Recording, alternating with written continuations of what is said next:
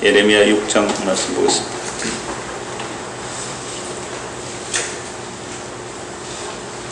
옷을 좀 벗겼습니다. 예레미야 6장 9절에서 15절 말씀입니다. 예레미야 6장 9절에서 15절까지 우리 한 목소리를 함께 봉독하겠습니다. 만군의 여호와께서 이와 같이 말씀하시되 포도를 따듯이 그들이 이스라엘의 남은 자를 말갛게 주우리라. 너는 포도 따는 자처럼 내 손을 광주리에 자주 놀리라 하시나니 내가 누구에게 말하며 누구에게 경치하여 듣게 하고 보라 그 귀가 할례를 받지 못하였으므로 듣지 못하는도다. 보라 여호와의 말씀을 그들이 자신들에게 욕으로 여기고 이를 즐기하지 아니하니 그러므로 여호와의 분노가 내게 가득하여 참기 어렵도다. 그것을 거리에 있는 아이들과 모인 청년들에게 부으리니 남편과 아내와 나이든 사람과 늙은이가 다 잡히리로다. 내가 그 땅 주민에게 내 손을 펼 것인즉 그들의 집과 밭과 아내가 타인의 소유로 이전되리라. 여호와의 말씀이니라. 이는 그들이 가장 작은 자로부터 큰 자까지 다 탐욕을 부리며 선지자로부터 제사장까지 다 거짓을 행함이라. 그들이 내 백성의 상처를 가볍게 여기면서 말하기를 평강하다 하나 평강이 없도다. 그들이 가정한 일을 행할 때에 부끄러워하였느냐? 아니라 조금도 부끄러워하지 않을 뿐 아니라 얼굴도 붉어지지 않았느니라. 그러므로 그들이 엎드러지는 자와 함께 엎드러질 것이라. 내가 그들을 벌하리니 그때에 그들이 거꾸러지리라. 여호와의 말씀이니라. 아멘. 오늘 반주자 주창에 문자를 보내면서 목사님 말복이 지났으니 가을이 곧 올 겁니다. 가을이 반드시 오듯이 예수님의 재림도 곧 올 것입니다. 이렇게 문자를 보냈더니 목사님 말복이 아니고 중복이 지났습니다. 아니요 이렇게 왔어요. 제가 이 차를 타고 가다가 아나운서 소리를 때 말복이라 저는 들었거든요. 근데 그게 중복이라 아나운서가 잘못했는지 제가 잘못 들은지는 모르겠어요. 아나운서가 잘 안 들리니까 제가 잘못 들었겠죠. 그러니까 제 귀가 이상했던가 봐요. 그러니까 중복을 말복으로 들은 거죠. 그래서 집사람한테 가서 여보 말복이래요 어제가 이랬더니만은 그러냐 하고 달려오는데 글자 쨍하게 있으니까 잘 안 보이잖아요 이렇게. 그럼 그냥 말복 넘어갔어요 우리끼리. 근데 아닌데 아직 말복 넘었어. 아직 말복 안 됐을 때 그랬단 말이죠. 그런데 글자가 작은데 보면 오늘 보니까 중복이더라고요. 그러니까 왜 이런 일이 일어날까요? 예, 뭔가 잘 못 들었어요. 제가 잘 못 들었죠. 이런 일이 굉장히 많이 일어나잖아요. 나는 분명히 이렇게 말했는데 상대방은 잘 못 알아듣는 거. 오늘 설교 제목이 할례받지 못한 기. 기가 할례를 받지 못했다. 이게 무슨 말씀인지 오늘 말씀드리려고 합니다. 예, 오늘 본문 말씀도 앞에 말씀, 그러니까 예레미야 6장 1절에서 이어지는 말씀과 함께 계속 이스라엘 백성들의 심판의 소식을 담고 있습니다. 왜 이스라엘 백성들? 북이스라엘이 멸망하였고 남유다, 그것도 예루살렘만 남아있는데요. 이 예루살렘 백성들이 왜 심판을 받아 마땅한지 그것을 말씀하고 있습니다. 지난주에도 잠시 보았습니다. 지난주에 본 6장 6절을 한번 보시죠.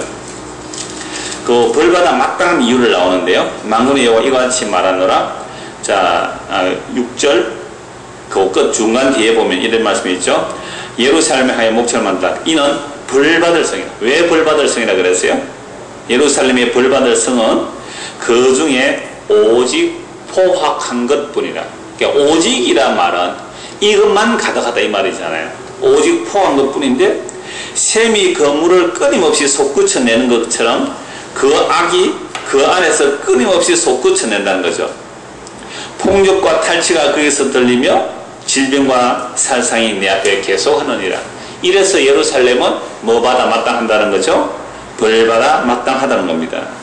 자, 이렇게 벌받아 마땅한 성읍이 되면 백성들이 그렇다면 지도자들, 그러니까 제사장과 선지자들이 그들을 책망해야 되는데 선지자와 제사장들은 어땠습니까? 5장 31절에 이렇게 말씀하였죠.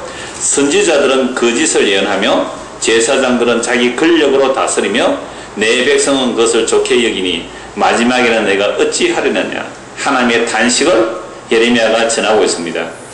심판을 받아 마땅한 때 놀랍게도 이 심판의 소식 속에는 항상 회개하고 주께로 돌아오라는 그 훈계, 그 교훈의 말씀도 담아두고 있다는 사실입니다.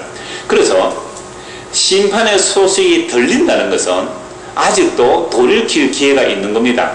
근데 심판의 소식이 안 들리면 돌이킬 기회조차 없죠. 근데 우리는 늘 어떤 생각을 하느냐면 심판의 소식보다는 복된 소식 또는 평강의 소식, 내 길을 즐겁게 해주는 그 소식을 좋아하잖아요. 이게 나중에 이제 14절에 나오는데요. 거짓 평강에 속아 있으면 회개할 기회조차도 없습니다. 오히려 책망의 말씀을 들으면 회개의 기회라도 있는데 책망을 하지 않고 거짓 평강을 빌어준다면 회개할 기회조차도 없는 것이죠. 그러니까 이 예레미야 선지자는 여호와의 그 파토스의 하나님, 그 정령의 하나님, 그 하나님의 마음과 지금 감정이 이입되어 가지고 하나님의 마음이 예레미야에게 담겨 있는 것입니다. 그래서 하나님이 단식하는 것을 예레미야가 단식하고 하나님이 분노하는 것을 지금 예레미야가 하나님의 말씀 받아서 분노하고 심판의 말씀을 전하는 것입니다. 그래서 오늘 본문 9절을 보십시오. 만군의 여호와께서 여호와신 말씀하시되 포도를 따듯이 그들이 이스라엘의 남은 자를 말갛게 주우리라. 이 그들이라는 것은 바벨론을 말합니다. 바벨론이 쳐들어오면 포도를 따듯이 그들을 말갛게 주우리라. 너는, 여기서 예레미야를 말합니다. 너는 포도 따는 자처럼 내 손을 광주리에 자주자주 놀리라. 이 광주리라는 말이 원래 히브리 원문에 없고요. 내 손을 자주자주 포도나무 가지에 놀리라 라고 말하는 겁니다.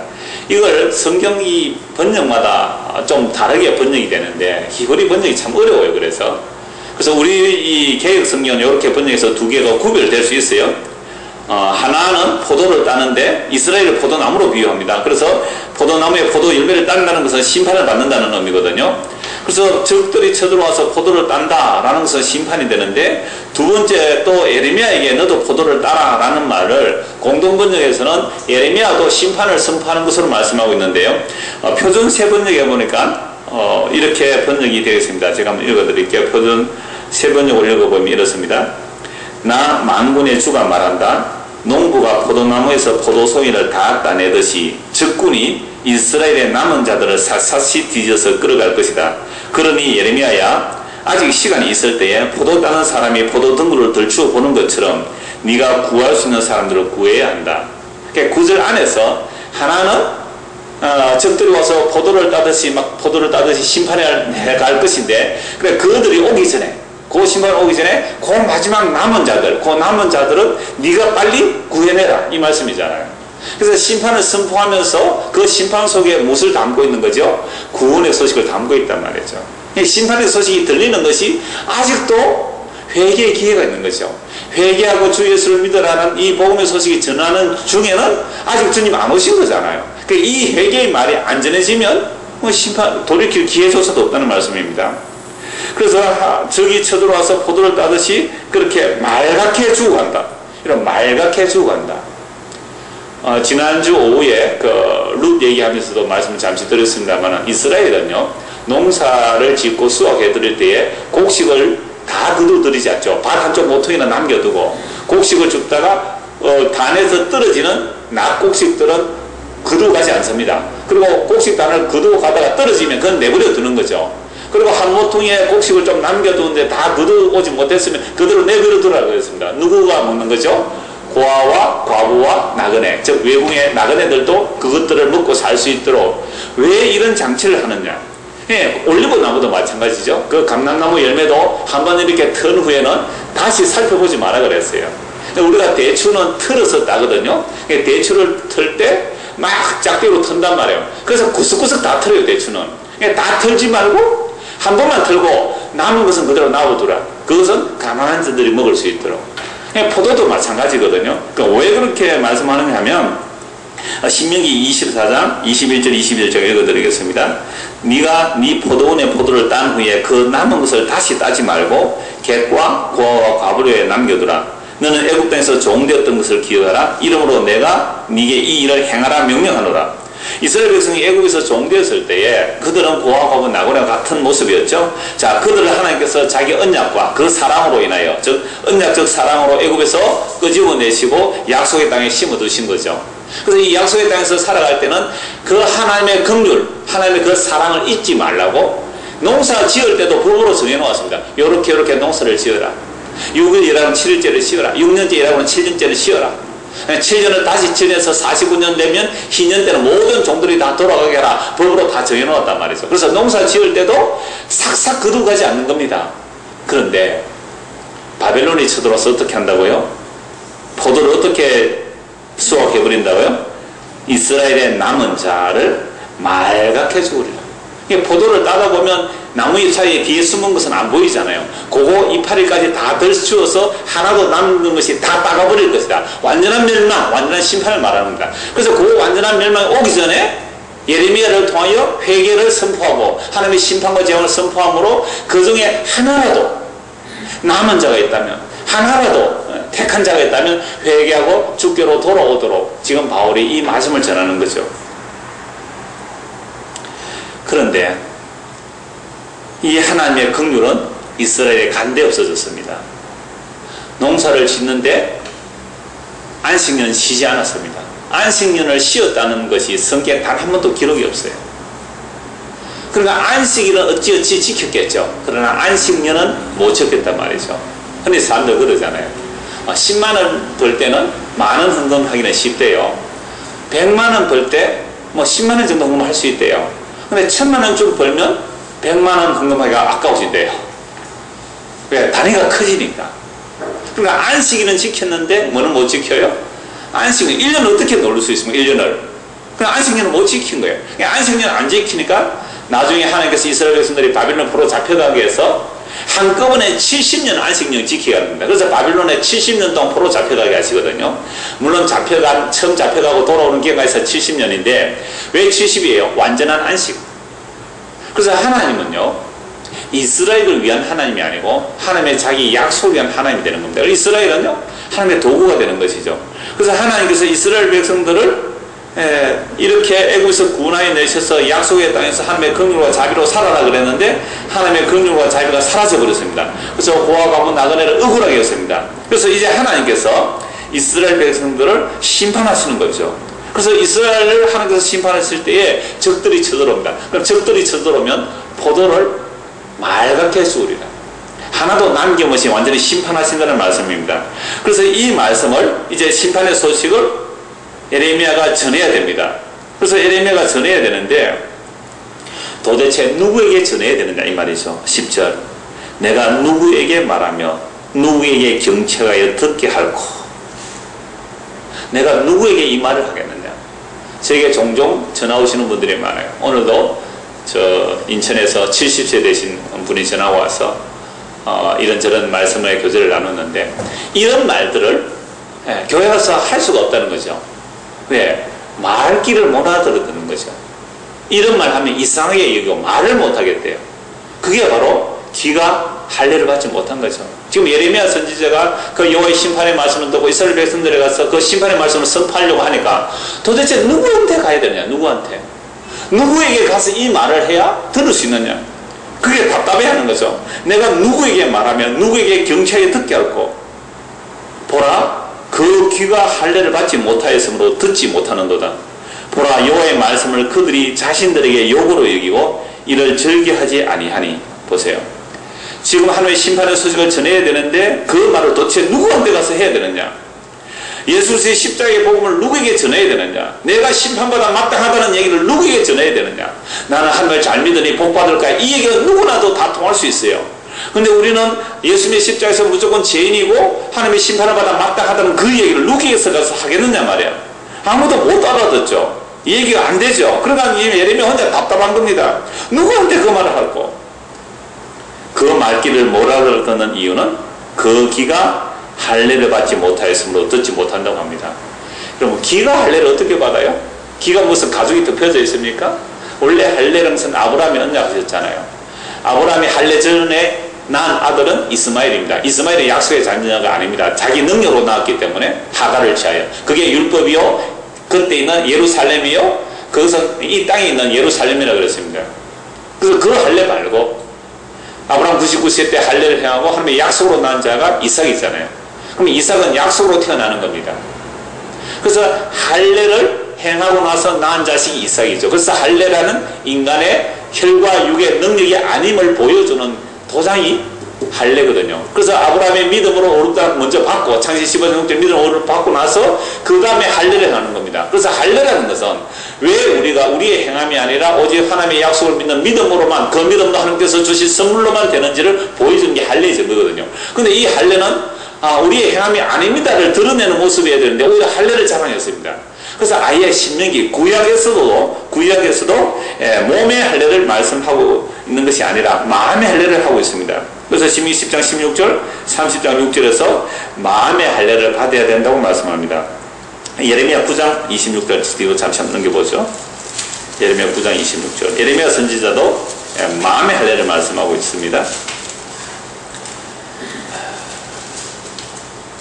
곧 애국과 유다와 25절부터 보죠. 여호와의 말씀입니다. 보라, 날이 이르면 할례 받은 자와 할례 받지 못한 자를 내가 다 벌하리라. 할례 받은 자는 누구죠? 유대인들이잖아요.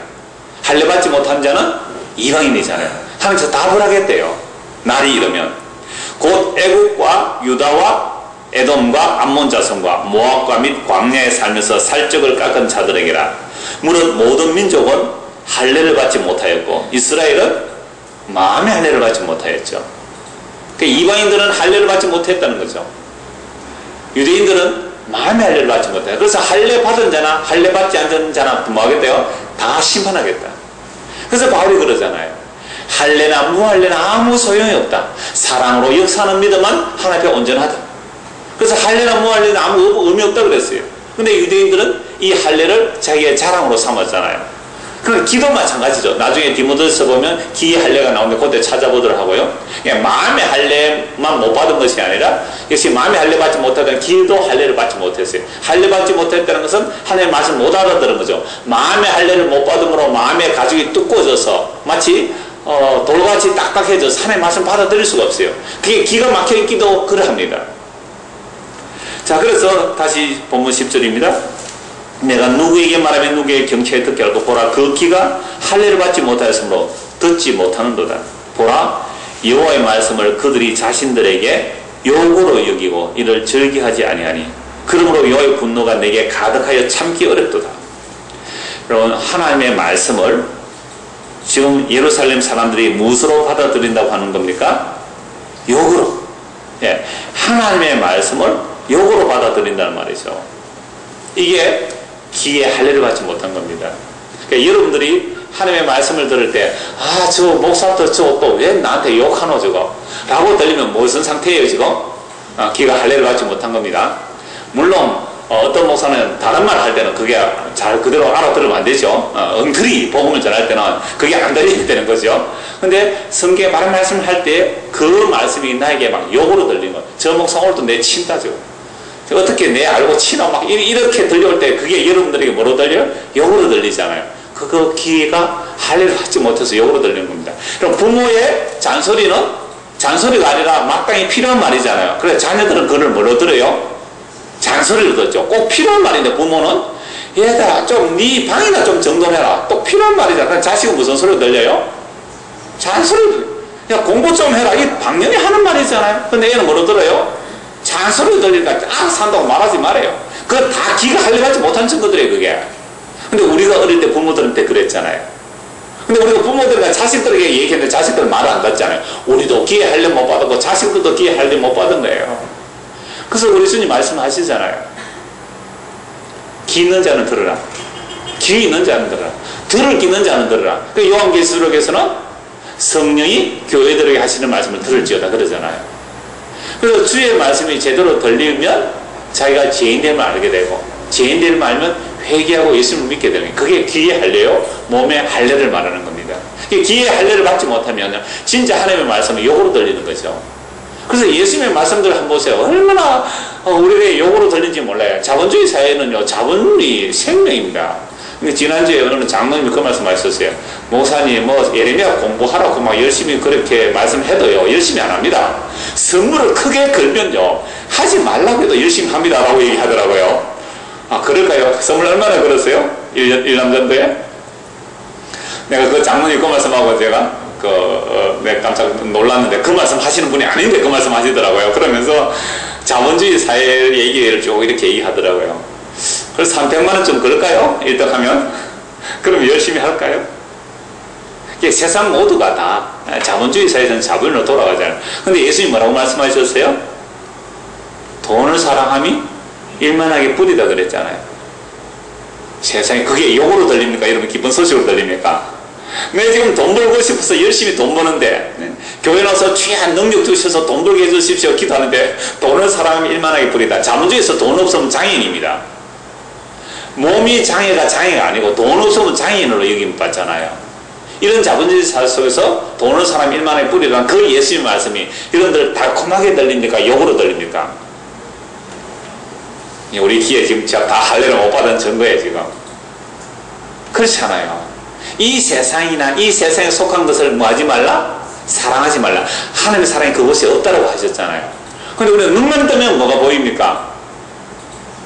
이 세상 사랑하는 것들이 더우니까 뭐예요? 에어컨 고장나니까 더워가지고 에어컨 새 거 하나 사야 되겠다고 그런 마음이 들잖아요. 눈만 뜨면. 아니 잠자면서도. 그런데 이 세상에는 이 세상 사랑이 말이야. 거기에 하나님 사랑이 없다. 그런 것들이 다 육신의 정욕, 안목의 정욕, 이성의 자랑으로 온 것이다 라고 하는 그 예수님의 말씀이 예, 아멘 감사합니다. 그게 정말로 내 귀에 달콤한 소리로 들리느냐 말이에요. 아이씨 오늘도 욕하네. 아이씨 오늘도 욕하네. 이렇게 나오잖아요 우리가. 누구의 말씀에? 하나님의 말씀이 나에게 욕으로 수치스러운 것으로 부끄러운 것으로. 그래서 바울은 내가 복음을 부끄러워하지 않는다 그랬잖아요. 왜? 복음은 부끄럽게 보이거든요 세상에서. 십자가에 저주받은 예수, 그 예수가 나의 구원주가 되신다는데 그 예수를 내가 사랑한다고 하는데 그게 얼마나 수치스럽네. 부끄럽고 가리고 싶잖아요. 특히 한국에서는 요새 예수 믿는 사람이 욕 바가지로 얻어먹는 세상이잖아요. 그래서 되도록이면 밖에 나가서 예수 믿는 표를 안 냅니다. 어떤 분이요 교회 다니는 자매인데 그 회사에 이력서를 냈는데 그 기독교인이라고 썼대요. 뭐 다른 애보다 이력이 훨씬 좋았는데 계속 탈락 되는 거예요. 그래서 어떤 교수님에게 상담을 하러 왔더래요. 그래서 어떻게 해야 되겠습니까? 기독교인이라고 쓰지 말라 그랬대요. 그러니까 합격시켜 주더래요. 왜 그런지 알까요? 왜 그렇게 했을까요? 기독교인들이 정말 책임성 있게 자기를 잘 한다면 합격시켜 주잖아요. 근데 기독교인을 해가지고 뭐 교회에 있다고 뛰어가버리고 뭐 회사 일하다가도 교회에서 가버리고 그런 사람 안 뽑죠. 그러니까 오늘날 기독교인이 이 세상에서 그 정도로 신뢰하지 못할 자들로 찍혀있다는 상황입니다. 그러니까 우리가 세상에서 욕을 얻어먹는 것은 하나님의 말씀에 제대로 귀를 안 기울인 겁니다. 귀가 할례를 받지 못했기 때문에 자기가 원하는 말들만, 자기가 좋아하는 말들만 주워 모아가지고 그걸 재조립해가지고 그걸 자기의 신앙으로 체계화시켜 놓는 거죠. 이거 전부 우상숭배입니다. 이런 우상숭배를 가지고 자기는 천국 간다고 착각하고 있는 거잖아요. 이들을 향하여 지금 예레미야 선지자는 너희들의 귀가 할례를 받지 못했다고 책망하는 겁니다. 근데 이 말을 알아들을 사람이 누가 있을까? 알아들을 사람이 누구였을까? 해서 말고 여러분들 기가 막혔어. 그래서 하나님의 말씀을 욕으로 받아들이고 있다. 그럼 소돔과 고모라 성에서 롯의 사이들에게 이 성이 멸망한다고 도망가자 그랬습니다. 근데 롯의 사이 뭐라 그랬어요? 농담으로 얘기했더라. 그 롯의 말이 누구 말입니까? 여호와 하나님의 말씀이잖아요. 천사들이 전해줬으니까 여호와 하나님의 말씀이에요. 지금 하늘에서 지금 유황불이 소돔과 벌써 떨어지고 있는 거죠. 그런데 사람의 눈에는 안 보이는 겁니다. 천사의 눈에는 보이는 거죠. 그래서 할 수 없이 천사가 롯과 그 아내 두 딸을 손을 잡고 끄집어냅니다. 바깥으로. 롯은 뒤로 돌아본 거로 소금기둥이 되어버렸고요. 그런데 그 롯의 사이들이 그 살기 좋은 소돔과 고모라 땅, 그 풍요와 쾌락이 넘치는 곳, 그 도시가 좋아서 하나님의 말씀을 농담으로 여겼습니다. 그런데 하나님의 말씀을 농담으로 여기는 게 제가 크겠습니까? 하나님의 말씀을 욕으로 여기는 게 제가 크겠습니까? 뭐 똑같은 죄는 뭐 크고 차이도 없습니다만 소돔과 고모라 성보다도 더 큰 죄가 어디에 있다는 거예요? 예루살렘이에요. 그래서 예수님이 말씀합니다. 내 말을 듣지 않는 자는 요나 니느웨성 사람들이 이 시대를 심판하리라. 내 말을 듣지 않는 자는 남방 여호와에서 이 시대를 심판하리라. 남방 여호와의 솔로몬의 지혜를 듣고도 그 멀리서 금은 보석을 가지고 솔로몬에게 왔는데 솔로몬보다 더 큰 이가 여기 있는데 너희들 내 말 안 듣지 않느냐고. 그래서 귀가 할례를 받지 못하니까 하나님의 말씀을 욕으로 듣고 예수 그리스도의 그 말씀들을 욕으로 듣고 그래서 예수를 십자가 못 박아 죽이기까지 간 것이 귀가 할례 받지 못해서 그럽니다. 그래서 욕으로 여기고 저기하지 아니하니 11절 그러므로 여호와의 분노가 내게 가득하여 참기 어렵도다. 이거 다시 세 번역으로 보면 또 좀 더 생생하게 이렇게 말씀하는데요. 그들을 향하신 주님의 진노가 제 속에서도 부글부글 끓고 있어서 제가 더 이상 주님의 진노를 품고 있을 수도 없습니다. 그러면 나의 분노를 길거리 아이들에게 쏟아라. 젊은들에게 모인 곳에다가 쏟아라. 결혼한 남자들과 결혼한 여자들이 잡혀갈 것이다. 장녀는 잡혀가고 죽을 날을 기다리는 노인도 잡혀갈 것이다. 그들의 집은 다른 사람들에게 넘어가고 밭과 아내들도 다 함께 다른 사람들의 차지가 될 것이다. 내가 손을 들어서 이 땅에 사는 사람들을 칠 것이기 때문이다. 나 주의 말이다. 여러분 여호와는 자기 언약대로 일하신다고 했죠. 그런데 이 여호와 하나님을 말할 때 9절에 한번 보십시오. 만군의 여호와 그랬잖아요. 그냥 여호와로 나타나는데 만군이라는 표현을 쓸 때 1만만자 군사군자예요. 모든 군대의 여호와 이런 뜻이 됩니다. 여호와는 언약의 하나님, 자기 언약을 신실에 이루시는 하나님인데 이 만군이 들어간다면 군사적인 용어가 됩니다. 그래서 여호와의 언약궤와 결부된 말씀을 할 때 여호와의 언약궤와 결부된 말씀을 할 때 만군의 여호와가 나와요. 그러니까 여호와의 언약궤가 앞장서 나갈 때 항상 뭘 하는 때 언약궤가 나갑니까? 전쟁하러 갈 때, 가나안을 정복하러 갈 때, 적을 물리치러 갈 때 언약궤를 앞장세우고 여러 성을 돌지 않습니까? 그래서 언약궤가 나갈 때 만군의 여호와께서 함께 하시다 이렇게 하거든요. 그래서 이스라엘 백성들은 만군의 여호와, 즉 이스라엘을 대적하는 자를 하나님께서 심판하여 주시는 모든 만군의 여호와, 하늘의 천사들만 아니라 뭐 이 땅의 모든 그 군인들도 다 전지전능한 능력으로 통치하시고 다스리는 그 전능한 만군의 여호와란 말이죠. 그래서 만군의 여호와가 놀랍게도 이스라엘의 적을 치는 게 아니고 이스라엘을 치고 있습니다. 놀라운 거죠. 만군의 여호와란, 그래서 제가 처음 시작할 때 그래요. 여호와 하나님은 자기를 위한 하나님이에요. 이스라엘을 위한 하나님이 아니고 하나님의 자기 약속을 위한 하나님이에요. 그래서 만약에 우리가 하나님 그러지만 그 하나님을 나의 하나님으로 믿게 된다면 그럼 우상 하나님 되는 거잖아요. 물론 만군의 여호와가 나의 하나님을 고백을 해야 되죠. 마땅하죠. 그러나 나를 위한 하나님이 아니라 하나님을 위한 내가 되어야 되는 겁니다. 나를 위한 하나님이 아니란 말이에요. 우리는 피조물이에요. 하나님의 창조주예요. 그가 주예요. 우리는요 종이에요. 그가 갑이에요. 우리가 을이란 말이에요. 요즘 을이 답답하다고 얼마나 많이 이렇게 데모를 합니까? 하나님 나라에서는요 데모 있을 수 없는 거예요. 그래서 그 전능한 만군의 여호와 하나님이요 누구를 지금 공격한다고요? 예루살렘을 공격하는 겁니다. 누구를 불러서?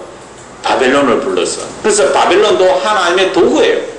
그래서 하나님께서 바벨론 군대를 불러서 예루살렘을 공격하는 그분이 만군의 여호와입니다. 그러면 이스라엘 백성들이 지금 그 예레미야의 그 분노, 하나님의 분노 함께 담기는 거죠. 너무 속이 부글부글해서 참기 어렵다는 하나님께서 그 분노 쏟아 부어라. 그 분노를 부어라. 남녀노소할 것 없이 다 잡혀갈 것이다. 그렇게 잡혀가면 내가 그 땅 주민에게 내 손을 펼 것이는 그들의 집과 밭과 아내가 타인의 소유로 이전되리라. 여호와의 말씀입니다. 이게 언약의 저주 속에 다 나옵니다. 특히 신명기 28장 15절 이하에 보면 여호와의 말씀을 하나라도 순종하지 아니하면 그들이 농사를 지었지만 다른 사람들이 따먹을 것이요 그들이 집을 지었지만 다른 사람들이 와서 살게 될 것이요 그들이 약혼했는데 그 약혼녀가 빼앗겨갈 것이고 그들의 가족들이 사로잡혀갈 것이고 전쟁으로 인하여 그들이 성에 굶주릴 때에 자기가 난 자녀들 그 어미가 그 자녀를 잡아먹을 것이라 한 말씀들이 이스라엘 역사 속에 다 성취가 되었어요. 무시무시한 말씀들이 다 성취가 되었어요. 그래서 언약의 저주가 임하는 모습입니다. 지금 이스라엘 백성들이 여호와의 말씀을 욕으로 듣고 여호와의 참된 말씀을 욕으로 듣고 그 말씀을 즐겨 순종하지 아니함으로 인하여 지금 저기 쳐들어와서 하나님의 분노가 쏟아지는 것, 이게 다 언약을 따라 그 언약의 저주가 이루어지는 거죠. 그 하나님은 자기 약속하시고 약속하신 대로 이루어내시는 말씀입니다. 자, 이렇게 되는 이유를 또 말씀하고 있습니다. 13절. 이는, 자, 이렇게 되는 이유가 나옵니다. 이는 그들이 가장 작은 자로부터 큰 자까지 다 탐욕을 부리며 선지자로부터 제사장까지 다 거짓을 행합니다. 백성 전체가 큰 자나 작은 자나 부자나 가난한 자나 힘 있는 자나 힘이 약한 자나 다 뭘 부리고 있다고요? 탐욕, 탐심. 탐심이 우상숭배잖아요. 근데 하나님 이름 부릅니까 안 부릅니까? 예루살렘 사람들이 부지런히 부르죠. 아침마다 제사 지내고 저녁마다 제사 지내고 절기 다 지키고 안식을 지키고 번제와 소제와 화목제하고 수도 없는 제물들을 갖다 바칩니다. 그 무슨 제물이 내게 무슨 소용이 있느냐 말씀하셨어요. 그들의 손에 피가 가득하다. 그들의 탐욕으로 드려지는 제사를 왜 하나님 받으시겠느냐 말입니다. 그런 것은 너희가 좋아하는 것이니까 너희나 즐겨라. 내가 이제 소의 고기를 먹겠으며 소의 피를 마시겠느냐라고 주님 말씀하십니다. 그러니까 이들이 하나님 원치 않는 그런 헛된 제사를 드리는 것은 그 속에 탐욕으로 드려지기 때문에 제사 없었던 거 아니에요. 예배 없었던 거 아닙니다. 오늘 식으로 말하면 예배 안 드린 게 아니에요. 예배 부지런히 드렸죠. 근데 왜 드렸다고요? 탐욕으로, 탐심으로. 하나님 자신이 우리의 목적이 아니고 하나님의 이름을 부르고 하나님께 비유를 맞춰줌으로 내가 원하는 것들을 능력 있는 신으로부터 받아내고자 하는 그 샤머니즘, 그 기복주의가 그들에게 그대로 들어있는 거죠. 오늘 이 땅의 현실을 한번 보십시오. 우리가 주여 주의 이름을 부르지만 나는 주님 당신만으로 만족합니다 라는 그 주의 이름을 부르는 겁니까? 아니면 주의 이름을 시큰 불러놓고 주님의 뭔가 이렇게 들여놓고 내가 원하는 거 받아내고자 하는 겁니까? 그게 탐심이거든요. 그게 큰 자나 작은 자나 다 들어있기 때문에 이게 예루살렘의 멸망하는 이유예요. 한국 교회가 멸망하는 이유, 망하는 이유는 딴 데 있는 게 아닙니다. 그 안에 탐심들이에요. 지난주에 차에서 그 손봉호 교수가 주일날 오후였어요. 그 어떤 그 아나운서하고 대담하는 이야기를 들었습니다. 그분 입 바른 소리 잘 하시잖아요. 손봉호 교수 다 아시죠? 이분이 은퇴 교수 이제 뭐 70년 은퇴하셨는데 이분이 하는 말이 한국 교회들이 대형화하고 또는 세습하는 이런 것들을 가지고 뭐라고 하냐 탐심이라 그래요. 탐심은 우상숭배라고 말씀하세요. 그분이 탐심은 우상숭배인데 근데 예배당 건물을 가지고 자꾸 성전을 하는 거죠. 성전을 짓자 성전을 짓자. 이미 성전은 예수 그리스도로 인하여 무너졌고 이제는 예수 믿는 자가 성전이고 예수님이 성전인데 어떻게 오늘날 성전을 짓는다고 하면서 그렇게 엄청난 일들을 하느냐고. 이건 백성들을 하나님의 백성들을 우민화시켰다는 거죠. 여러분 독재 시절에 군사 독재 시절에 백성을 우민화시키는 걸 잘 아시잖아요. 스포츠, 스크린, 섹스 3S로 백성들을 그쪽으로 스포츠 프로 야구 만들죠. 이렇게 해서 사람들의 눈을 글로 돌려버리는 겁니다. 스크린, 영화로 또는 섹스로 은근히 풀어버리는 거죠. 사람들의 관심들을 글로 돌려버리는 거 아닙니까? 그러니까 오늘 교회가 성도들로 하여금 참된 진리의 지식에 이르지 못하도록 그냥 교회 프로그램을 돌려버리는 거죠. 너무너무 바빠요 교회가. 그래서 열심히 10년 20년 열심히 교회 다니고 열심히 했는데 복음이 뭐냐 하면 입도 본 거 못해요. 이단에 와서 살짝 건드리면 하나도 못하고 다 넘어가는 거잖아요. 그래서 수도 없는 사람들이 이단에 넘어가는 자들이 거의 교회 다니는 사람들이잖아요. 진리의 지식에 대해서 귀가 가려져 있는 겁니다. 하나님의 이런 말씀을 들어보지 못했어요. 그래서 거짓 선지자들이 끊임없이 이스라엘 백성들이 한 말이 뭐냐라고 하면 거짓 평강을 심어주었어요. 복채 갖다 바치듯 무당에게 복채 갖다 바치듯이 제사장들에게 그렇게 뇌물을 갖다 바치고 선지자들에게 뇌물을 갖다 바치면서 복을 빌어달라고 그렇게 했기 때문에 그들은 거짓 선지자들의 평강의 소식을 듣고 자기들은 재앙이 오지 않으리라고 자기들은 복을 받으리라고 그렇게 살았어요.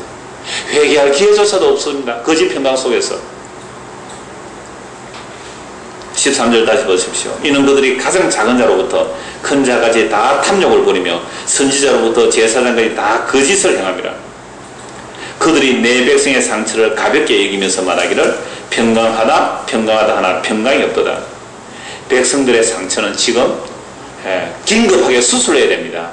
그런데 수술하기는커녕 그냥 소화제 하나 주고 다 나았다고 가라고 나았다고 평강이라고. 그러니까 이런 거짓 평강 때문에 회개할 기회조차도 없게 되는 겁니다. 이게 바로 백성들이 탐욕에 눈이 멀었고 제사장과 선지자들도 탐욕에 눈이 멀어서 거짓 평강에 붙들리는 상태. 여러분들 교회 와서 이렇게 하면 하나님께서 여러분을 복 줄 겁니다.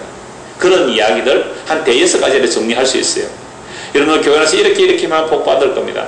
그래서 그 말만 듣고 복 받고 열심을 달려왔잖아요. 이스라엘 백성이 똑같아요. 뭐가 없었어요? 기가 할례를 받지 못했어. 진리의 말씀을 분별할 기가 없었어. 이게 옳은지 그런지 알지 못하여 그 말들을 따으러 갔잖아요. 그 말들을. 왜? 다들 그러니까. 어느 곳인들 그렇지 않는 곳이 없으니까. 단지 예레미야 한 사람만 주구장창 심판과 저주와 재앙을 말해. 저 예레미야 저놈이 잘못됐어. 그래서 예레미야 저놈만 묶어버리자. 감옥에 가두고 패고 때리고 그렇게 죽일 협박을 다 했잖아요. 그러나 예레미야의 말을 들을 것인가? 아니면 다수 속의 안전을 구할 것인가? 사람들은 언제나 다수 속의 안전을 원하거든요. 그러니까 그 많은 사람들이 다 평강 얘기하는데 혼자서 평강 아니라고 외치니까 누가 그 말 듣겠느냐 말이죠. 15절입니다. 그들이 가정한 일을 행할 때에 탐심을 따라 우상 숭배하는 그 자체가 다 가정한 일이죠. 그러니까 성전에서 제사 드리고 예배 드린다 할지라도 그 안에 탐심을 품고 하기 때문에 그게 다 가정한 우상 숭배가 되었습니다. 그 가정한 일을 행할 때에 부끄러워하였느냐? 아니라 조금도 부끄러워하지 않을 뿐 아니라 얼굴도 붉어지지 않았느니라. 이걸 사자성어로 뭐라 그러죠? 후한무치라 그러잖아요. 얼굴 가죽이 얼마나 두꺼운지 부끄러움을 모르는 거예요. 후한무치. 여러분 경찰에 잡혀가는 사람들 또는 검찰에 소환돼 가는 사람들 여러분들 얼굴들 보셨나요? 작은 죄 지은 사람들은요 얼굴 막 가립니다.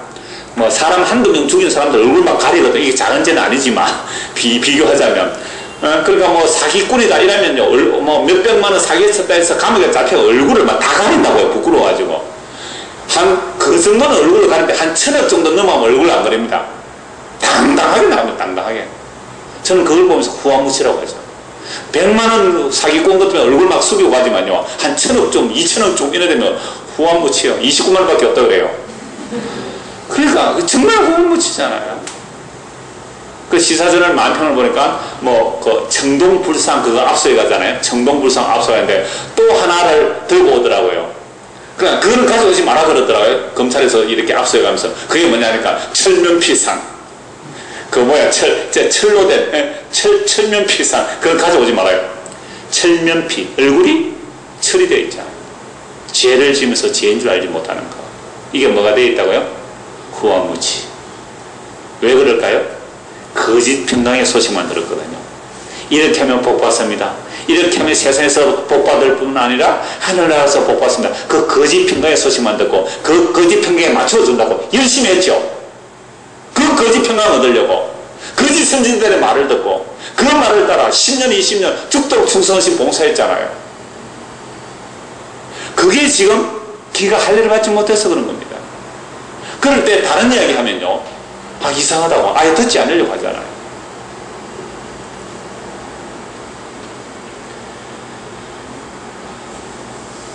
그래서 15절 다시 봅니다. 중간에 얼굴도 붉어지지 않았네. 그러므로 그들이 엎드러지는 자와 함께 엎드러질 것이라. 내가 그들을 벌하리니 그때 그들이 거꾸러지리라. 여호와의 말씀이니라. 여러분 이처럼 기가 막히고 눈이 감긴 자들이요 언제 열릴까요? 이사야 6장에서 이사야가 말씀하죠. 이사야 선지자를 보고 하나님께서 눈을 가리고 길을 막아버리라. 언제까지 그래야 됩니까? 심판하여 10분의 1이 남았을 때에 그 10분의 1도 다 심판당하고 그루터기가 남을 것인데 그 거룩한 그루터기가 남을 때까지다. 그 거룩한 그루터기가 예수 그리스도거든요. 그래서 구약은 다 심판당해요.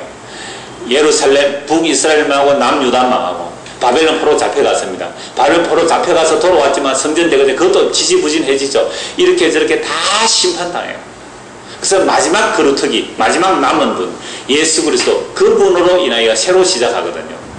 그래서 그 예수님 오셔야만 이제 기가 열리는데 근데 예수님 오셨을 때 이스라엘 백성들이 기가 열렸습니까? 안 열렸습니까? 안 열렸잖아요. 그래서 예수님의 말씀을 못 알아들었다니까요. 심지어 누구도 못 알아들었습니까?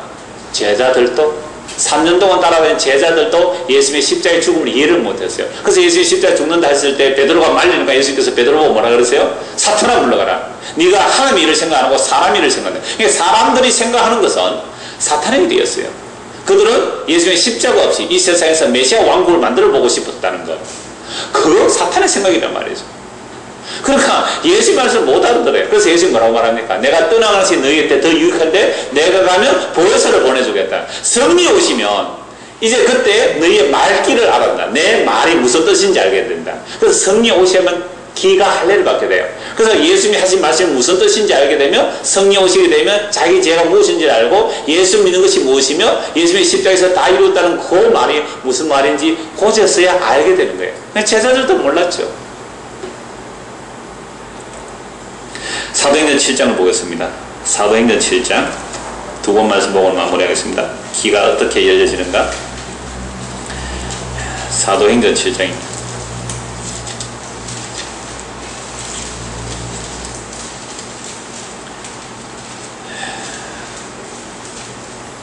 예, 54절 보십시오. 50절부터 보겠습니다. 이 모든 것이 다 내 손으로 지은 것이 아니냐 한 것 같은 목이 곧고 마음과 귀에 할례를 받지 못한 사람들아. 자, 목이 곧고 무엇이 할례를 못 받았어요? 마음에도 할례 못 받은 것이 아니라 뭐도 할례를 못 받았어요? 기도. 마음과 귀에 할례를 받지 못한 자들아. 이게 누구 보고 말하는 거죠? 유대인들 보고 말해요. 지금 스데반 집사는 성령이 충만하고 지혜가 충만합니다. 그래서 지금 복음을 전하는 거죠. 성전 건물에 하나님 계시지 않는다. 하나님은 사람의 손으로 지은 전에 계시지 않는다. 예수님이 그 말씀을 하셔서 십자가 못 박혀 죽거든요. 이 유대인들이 예수를 고발할 때 성전을 헐고 3일에 짓는 자라고 예수를 고발했단 말이에요. 그러니까 스데반 집사도 성전이 아니라고 그 말 하다가 지금 돌 맞아 죽는 직전인데요. 그래서 구약 예수를 쭉 얘기하면서 48절 보십시오. 그러나 지극히 높으신 이는 손으로 지은 곳에 계시지 아니하신다고 말씀하잖아요. 그래서 이사야 말씀 인용해서 누가 나를 위해서 안식할 처소를 짓겠느냐라고 말씀합니다. 이거 다 내 손으로 지었다 하면서 51절 목이 곧고 마음과 귀에 할례를 받지 못한 사람들아 너희도 너희 조상과 같이 항상 성령을 거스르는도다. 성령이 임하지 않았으니까 귀가 할례를 받지 못한 거죠. 제자들도 성령 임하고 나서야 예수님이 하신 말씀을 제대로 알아먹습니다. 그전에는 제대로 못 알아먹습니다. 너희 조상들이 선지자들 중에 누구를 박해하지 아니하였느냐? 의인이 오시려고 예언자들을 그들이 죽였고 이제 너희는 그 의인을 잡아준 자여 살인한 자가 되나니 너희는 천사가 전한 율법을 받고도 지키지 아니하였도다 하니라. 그들이 이 말을 듣고 마음에 찔려 그를 향하여 이를 갈거늘. 지금 스데반 집사의 말은 누구의 말이죠? 예수님의 말씀이잖아요. 그러니까 예수님의 말씀을 듣고 지금 어떻게 한다고요? 이를 갈고 있잖아요. 그러니까 예수님의 말씀이 지금 뭐로 들리는 겁니까? 욕으로 들리잖아요. 지금 수백억 수천억을 들여서 여호와의 하나님의 성전을 짓는다고 하는 그들에게 이 성전은 하나님이 계시지 않는 곳입니다 라고 이야기하면 그 일을 추진하는 사람들의 귀에 무슨 소리로 들릴까요? 욕으로 들리겠죠. 그래서 예수를 때려 죽인 기가 할례를 받지 못한 자들이 예수를 십자가에 못 박아 죽이듯이 그 기와 마음의 할례를 받지 못한 자들이 스데반 집사님의 설교를 듣고 돌로 쳐서 스데반 집사를 죽였다 이 말이에요. 이를 갈면서 스데반이 성령 충만하여 하늘을 우러러 주모하여 하나님의 영광과 및 예수께서 하늘 우편에 서신 것을 보고 말하되 보라 하늘이 열리고 인자가 하늘 우편에 서신 것을 본능한데 그들이 큰 소리를 지르며 뭐를 막고요? 귀를 막고. 스데반 집사님의 말은 곧 예수님의 말씀이에요. 그 말이 욕으로 악으로 들려서 귀를 막고 돌을 들어서 스데반 집사를 향해 돌로 던졌습니다. 성 밖으로 내치고 돌로 칠세 증인들이 옷을 벗어 사울이 하는 청년의 발 앞에 두니라. 그들이 돌로 스데반을 치니 스데반이 부르짖어 이르되 주 예수여 내 영혼을 받으시옵소서 하고 무릎을 꿇고 크게 불러 이르되 주여 이 죄를 그들에게 돌리지 마옵소서 이 말을 하고자 하니라. 여러분 이 스데반 집사의 이런 모습은 바로 기가 할례를 받았죠. 성령이 임하여 예수님의 어떠함을 마음의 할례를 받고 기가 할례를 받아서 본 겁니다. 그걸 전한 것이죠. 그런데 오늘 이 스데반 집사는 어떻게 이렇게 주의 말씀을 들을 수 있었다고요? 성령이 임하죠. 그래서 예수님께서 약속하신 대로 부활 성천하셔서 보혜사 성령, 오순절 성령이 임하고 나니까 이제 기가 열린 거죠. 그러니까 오늘날도 마찬가지죠. 우리가 예수를 믿고 주의 말씀이 들리면서 성령이 오셔야 돼요. 성령 오시면 우리의 귀가 열려서 주의 복음 말씀이 무엇인지 이해가 되고 알아듣기 시작해요. 그래서 성령 오지 않으면요, 복음이라는 것은 지루한 얘기예요. 잠밖에 안 다 들으면 이해가 되죠. 그래서 성령이 임하면 주의 말씀을 알아듣게 돼요. 이게 진짜인지 가짜인지 종교인지 복음인지 알아듣게 되는 거예요. 그 성령의 기름 부으시 우리로 하여금 그 귀가 열려서 알아듣게 하시거든요. 그래서 이렇게 들린 사람들은 자기가 죄인임을 알고 예수님의 십자가의 의미가 왜 하나님의 약속의 완성인지를 알고 그 예수를 믿고 예수님을 자랑하게 되겠습니다. 그런데 오늘날 이 시대, 이제 예수를 믿고 있는 이 시대, 성령님께서 예수를 믿는 이 시대 속에서도 여전히 귀가 가려진 자들이 있어요. 그거 하나 말씀을 보겠습니다. 그 말씀을 보고 오늘 말씀 마무리하겠습니다. 디모데후서 4장입니다. 디모데후서 4장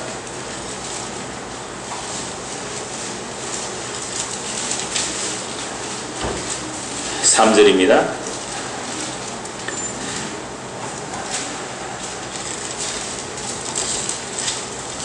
때가 이르리니 사람이 바른 교훈을 받지 아니하며 귀가 가려워서 가려운 게 아니라 가려져서 자기의 사욕을 따를 서성을 많이 두고 또 그 귀를 진리에서 돌이켜 허탄한 이야기를 따른다.